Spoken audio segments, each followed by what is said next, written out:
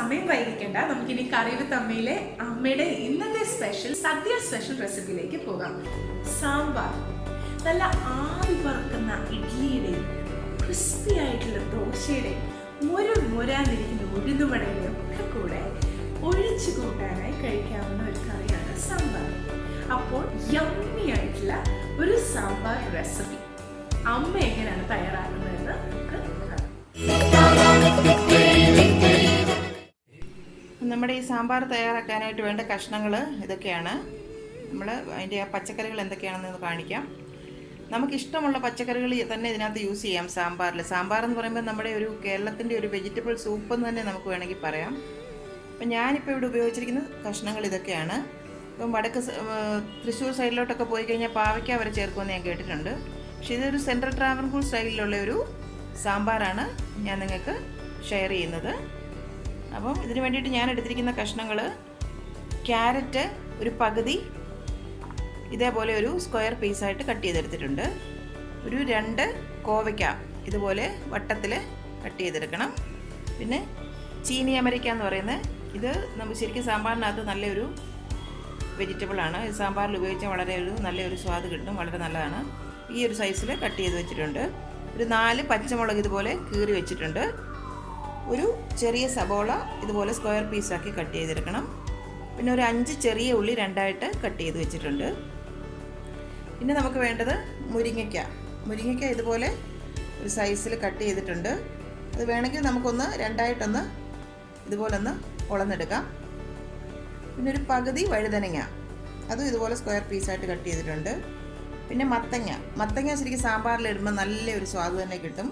കണ്ടല്ലേ, ഇത് തൊലി ശരിക്കും നിങ്ങൾ മത്തങ്ങയുടെ ചെത്തണമെന്നില്ല. പക്ഷേ ഇത് കുറച്ച് കട്ടിയുള്ള ഇതായതുകൊണ്ടാണ് ഞാൻ കുറച്ച് തൊലിയൊന്ന് കട്ട് ചെയ്ത് കളഞ്ഞത്. അല്ലെങ്കിൽ തൊലിയോട് കൂടി തന്നെ നമുക്ക് മത്തങ്ങ അതിനകത്ത് ചേർക്കാം. ഒരു മീഡിയം സൈസ് ഞാൻ ഇതുപോലെ കട്ട് ചെയ്തെടുത്തിട്ടുണ്ട്.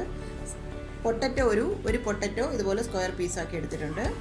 വെണ്ടയ്ക്ക ഒരു 2 എണ്ണം ഇതുപോലെ കട്ട് ചെയ്തെടുത്തിട്ടുണ്ട്. ഇത് നമുക്ക് ലാസ്റ്റിൽ ഇതിന് കുറച്ച് വഴുവഴുപ്പുള്ളത് കൊണ്ട് ലാസ്റ്റിൽ നമ്മൾ കടുക് വറുക്കുമ്പോൾ അതിനകത്തിട്ടൊന്ന് വഴറ്റിയിട്ട് വേണം നമുക്ക് സാമ്പാറിൽ ചേർത്ത് കൊടുക്കാൻ.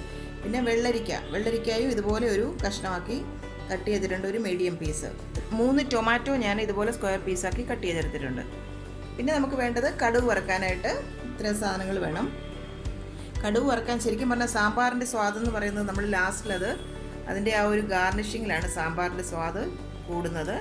അപ്പം ശരിക്കും സാമ്പാറിനൊരു സ്വാദ് വരണമെങ്കിൽ നല്ലവണ്ണം ചെറിയ ഉള്ളി ഇട്ടിട്ട് കടുക് വറുത്തെടുക്കണം. അവിടെ ഒരു 10 ചെറിയ ഉള്ളി ഞാൻ എടുത്തിട്ടുണ്ട്.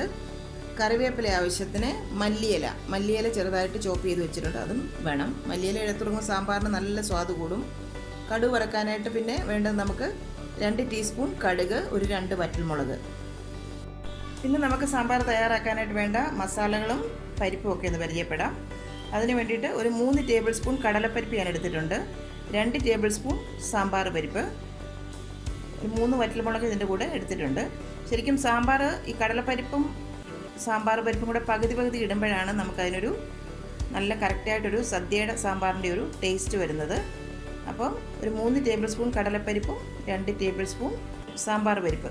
പിന്നെ മഞ്ഞൾപ്പൊടി 1 ടീസ്പൂൺ, 1 ടേബിൾ സ്പൂൺ മുളക് പൊടി, കായത്തിൻ്റെ പൊടി 1 ടേബിൾ സ്പൂൺ ഞാൻ എടുത്തിട്ടുണ്ട്. കായത്തിൻ്റെ പൊടിയാണിത്, അതുകൊണ്ടാണ് 1 ടേബിൾ സ്പൂൺ എടുത്തിരിക്കുന്നത്.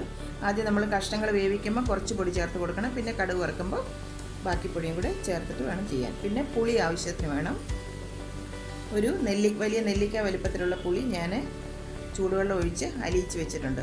പരിപ്പ് വേവിക്കുമ്പോൾ ഇതുപോലെ വറ്റൽമുളകും കുറച്ച് വെളിച്ചെണ്ണയും കൂടെ ചേർത്തിട്ട് വേവിച്ച് നോക്കൂ. സാമ്പാറിന് പ്രത്യേക ഒരു സ്വാദ് കിട്ടും. പിന്നെ 1 ടീസ്പൂൺ ശർക്കര ചീകിയത് ചെറിയ മധുരത്തിന് വേണ്ടിയിട്ട്. ഉലുവായുടെ പൊടി 1 ടീസ്പൂൺ, മല്ലിപ്പൊടി 1 ടേബിൾ സ്പൂൺ, ഉപ്പ് ആവശ്യത്തിന് വേണം. അപ്പോൾ ഇത്രയും സാധനങ്ങളാണ് നമുക്ക് ബാക്കി വേണ്ട ഇൻഗ്രീഡിയൻസ്. ഇപ്പോൾ സാമ്പാർ തയ്യാറാക്കാനായിട്ട് ഞാനൊരു പാൻ അടുപ്പി വെച്ചിട്ടുണ്ട്. അതിലേക്ക് നമുക്ക് ആവശ്യത്തിന് വെളിച്ചെണ്ണ ചേർത്ത് കൊടുക്കണം. വെളിച്ചെണ്ണ തന്നെ വേണം സാമ്പാർ തയ്യാറാക്കാൻ. ഒരു 2 ടേബിൾ സ്പൂൺ വെളിച്ചെണ്ണ ഞാനങ്ങ് ചേർത്ത് കൊടുക്കുകയാണ്. ഇനി അതിലേക്ക് നമ്മൾ ആ കഷ്ണങ്ങൾ ഓരോന്നോരോന്നായി ചേർത്ത് ഒന്ന് വഴറ്റിയെടുക്കണം. കഷ്ണങ്ങൾ ഇങ്ങനെ വഴറ്റി ചേർക്കുമ്പോഴാണ് സാമ്പാറിന് നല്ലൊരു സ്വാദ് കിട്ടുന്നത്. കഷ്ണങ്ങൾ ഒന്നങ്ങ് വഴറ്റി വന്നതിന് ശേഷം ഇനി അതിലേക്ക് നമ്മൾ ആ മുറിച്ച് വെച്ചിരുന്ന ചെറിയ ഉള്ളി ഉണ്ടല്ലോ, ആ ചെറിയ ഉള്ളിയും കൂടെ അങ്ങ് ചേർത്ത് കൊടുത്ത് ഒന്നുകൂടെ അങ്ങ് വഴറ്റണം. കഷ്ണങ്ങളൊക്കെ ഒന്ന് ചെറുതായിട്ട് വഴറ്റി വന്നിട്ടുണ്ട്. അതിലേക്ക് ആ മഞ്ഞൾപ്പൊടി അങ്ങ് ചേർത്ത് കൊടുത്തു. പിന്നെ കായം പൊടിച്ച് വെച്ചിരുന്നതിൽ നിന്ന് പകുതി ഇതിലപ്പം അങ്ങ് ചേർത്ത് കൊടുക്കണം. ബാക്കി പകുതി നമ്മൾ കടുക് വറുത്ത് ചേർക്കുമ്പോഴാണ് ചേർക്കുന്നത്. ഇത് ആ കഷ്ണങ്ങളുടെ കൂടെ കിടന്നൊന്ന് മൂത്ത് നല്ലൊരു മണമൊക്കെ വരും. ഞാൻ പറഞ്ഞതിൽ സാമ്പാർ പൊടി ഒട്ടും ചേർക്കാതാണ് നമ്മൾ ഈ സാമ്പാർ തയ്യാറാക്കുന്നത്.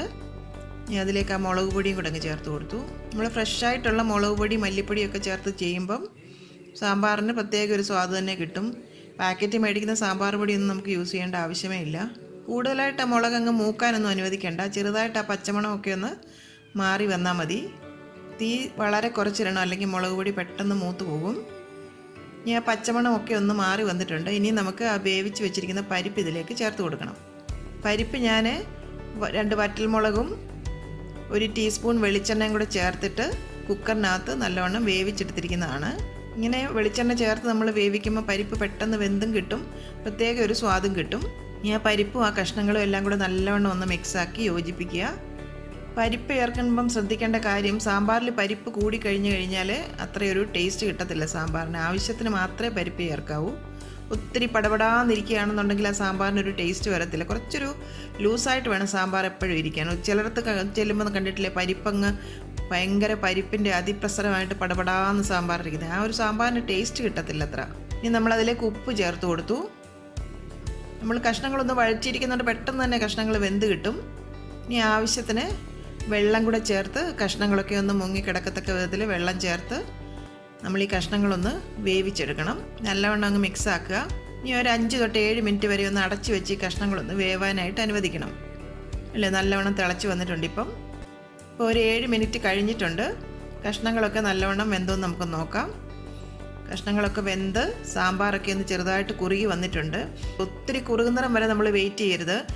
പരിപ്പ് ചേർത്തിരിക്കുന്നതുകൊണ്ട് കുറച്ച് സമയം കഴിഞ്ഞ് ഇത് സാവധാനം അടുപ്പിൽ നിന്ന് മാറ്റി കഴിഞ്ഞ് ഇത് കുറുകി വരും. അതുകൊണ്ട് നമ്മളത് അഡ്ജസ്റ്റ് ചെയ്ത് വേണം നമ്മൾ ഫ്ലെയിം ഓഫ് ചെയ്യാനായിട്ട്. ലാസ്റ്റിൽ നമ്മൾ ആ കട്ട് ചെയ്ത് വെച്ചിരിക്കുന്ന ടൊമാറ്റോയും കൂടെ അതിലേക്ക് ചേർത്ത് കൊടുക്കണം. ടൊമാറ്റോ എപ്പോഴും ലാസ്റ്റ് വേണം ചേർക്കാൻ, അല്ലെന്നുണ്ടെങ്കിൽ ടൊമാറ്റോ വെന്തുടഞ്ഞു കഴിഞ്ഞാൽ അതിന് ആ ഒരു ടേസ്റ്റ് കിട്ടത്തില്ല. ടൊമാറ്റോയുടെ ആ പുളി അതിലേക്ക് ഇറങ്ങുകയും വേണം, എന്നാൽ കഷ്ണങ്ങൾ അതുപോലെ തന്നെ ഉടയാതെ കിടക്കുകയും വേണം. ഇനി അതിലേക്ക് നമ്മൾ എടുത്ത് വെച്ചിരുന്ന പുളിയും കൂടെ അങ്ങ് ചേർത്ത് കൊടുത്തു. പുളി എപ്പോഴും കഷ്ണങ്ങൾ വെന്തതിന് ശേഷം തന്നെ വേണം ചേർക്കാൻ. ഇനി ഒന്നും കൂടെ അതങ്ങ് തിളയ്ക്കാനായിട്ട് അനുവദിക്കണം. നല്ലവണ്ണം ഒന്ന് ഇളക്കി കൊടുക്കുക.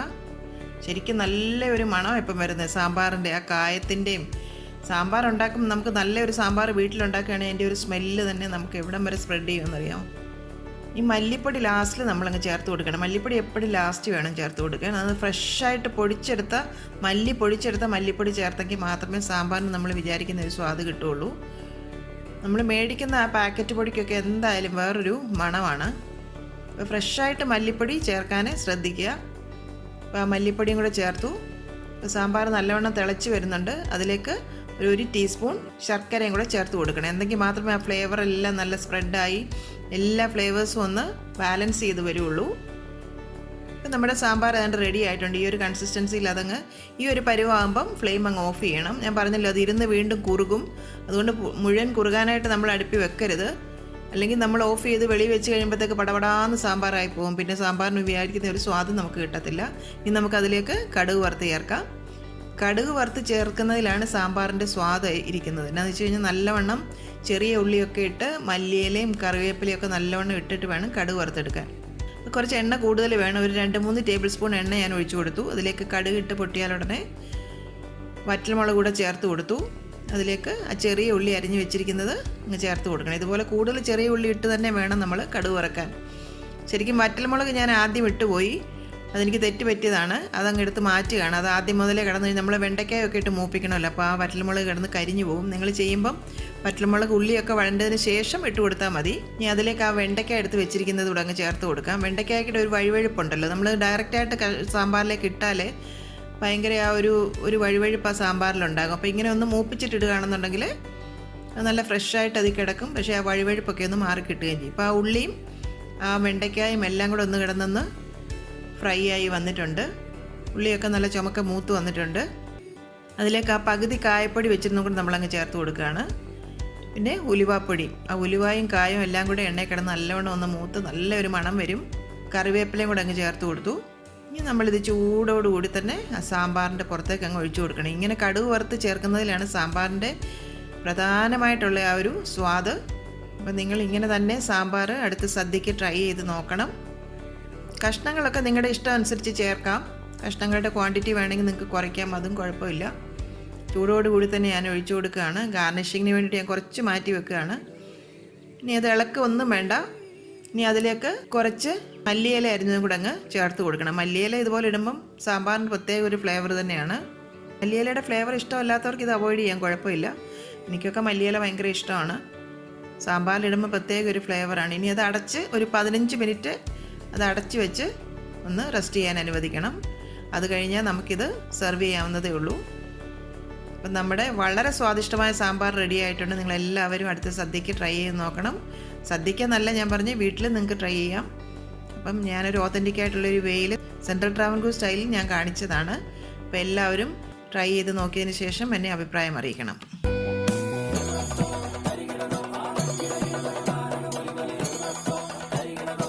കറി വിത്ത് അമ്മയിലെ അമ്മയുടെ ഇന്നത്തെ റെസിപ്പി നിങ്ങൾക്ക് ഇഷ്ടമായെന്ന് ഞങ്ങൾ പ്രതീക്ഷിക്കുന്നു. നിങ്ങളിൽ ഒരുപാട് പേര് ഈ റെസിപ്പീസ് എല്ലാം ട്രൈ ചെയ്ത് നോക്കി സക്സസ് ആയി എന്നറിയുന്നതിൽ ഞങ്ങൾക്ക് വളരെയധികം സന്തോഷം. നിങ്ങളുടെ ഫീഡ്ബാക്സും ഫോട്ടോസും എല്ലാം ഞങ്ങൾക്ക് വളരെയധികം വാല്യുബിളാണ്. ഇതെല്ലാം കാണുന്നതിൽ ഞങ്ങൾക്ക് വളരെയധികം സന്തോഷവുമുണ്ട്. നിങ്ങൾ ആഗ്രഹിക്കുന്ന ഏതെങ്കിലും റെസിപ്പി അമ്മ വഴി കാണാൻ നിങ്ങൾക്ക് താല്പര്യമുണ്ടെങ്കിൽ ഞങ്ങളെ തീർച്ചയായും ഫീഡ്ബാക്സ് വഴി അറിയിക്കണം. ഞങ്ങൾ അത് ഞങ്ങളുടെ റെസിപ്പീസിൽ ഇൻക്ലൂഡ് ചെയ്യുന്നതായിരിക്കും. കറി വിത്ത് അമ്മ ഇതുവരെ സബ്സ്ക്രൈബ് ചെയ്യാത്തവരായ ആരെങ്കിലും ഉണ്ടെങ്കിൽ തീർച്ചയായും സബ്സ്ക്രൈബ് ചെയ്യണം. ഞങ്ങളുടെ റെസിപ്പീസ് ട്രൈ ചെയ്ത് നോക്കി നിങ്ങൾക്ക് ഇഷ്ടമാവുകയാണെങ്കിൽ തീർച്ചയായും വീഡിയോസ് ലൈക്ക് ചെയ്ത് ഷെയർ ചെയ്ത് ഞങ്ങളെ സപ്പോർട്ട് ചെയ്യണം. തുടർന്നും നിങ്ങളുടെ സപ്പോർട്ട് ഞങ്ങൾ പ്രതീക്ഷിക്കുന്നു. വീണ്ടും മറ്റൊരു റെസിപ്പിയുമായി വരുന്നവരെ നന്ദി. Good bye.